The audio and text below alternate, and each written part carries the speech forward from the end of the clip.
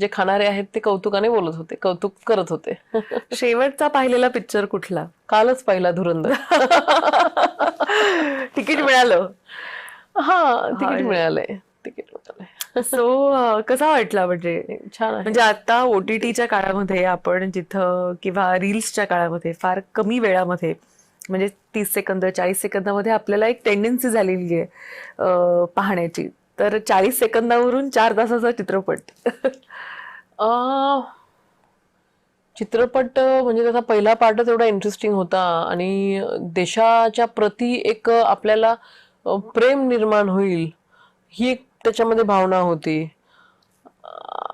आता नवीन धुरंधर मध्ये जे 90s मधले गाणी आहेत की जेनझी मध्ये ते सध्या खूप जोरात चालू आहे. जेनझीच्या पार्ट्यात मध्ये होणारी जी गाणी आहेत ती सतत बॅकग्राऊंड मध्ये होती.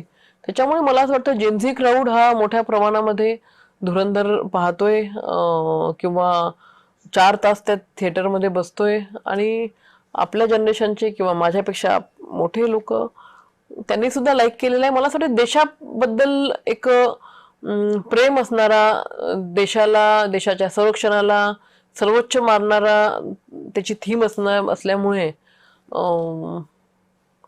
सगळे आवर्जून पाहत आहेत. चांगला पिक्चर आहे, डिरेक्शन चांगलं आहे, ऍक्टिंग अतिशय चांगली पद्धतीने केलेली आहे आणि बऱ्याचशा घटना त्या मूव्ही मधल्या या ज्या काही घटना गेल्या 15-20 वर्षामध्ये आपल्या राजकारणामध्ये घडल्या किंवा पाकिस्तान सोबत जे काही आपलं वॉर झालंय किंवा जे देशांतर्गत ज्या काही संबंधाबद्दल घडल्या, तर ते सगळं याच्यामध्ये सुद्धा मूव्ही मध्ये घेतलेलं आहे. त्याच्यामुळे सगळंच इंटरेस्टिंग होतं आहे. बरं, गाणी ऐकायला आवडतात का? आणि आवडता गायक किंवा गायिका कोण? आवडतात गाणी. थोडंफार मूड प्रमाणे असतात. नवीनही आवडतात, जुनेही आवडतात, मधल्या काळातले आवडतात. आवडतं गाणं किंवा असं एक गुणगुणावं असं वाटतं असं? सध्या तर धुरंधर मी पाहिल्यापासून ते धुरंधर मधलंच गाणं माझ्या कंटिन्यू तोंडामध्ये आहे. तर तोच हम प्यार करने वाले, ते जे कंटिन्यू त्यांचं बॅकग्राऊंड मध्ये ते चालतंय.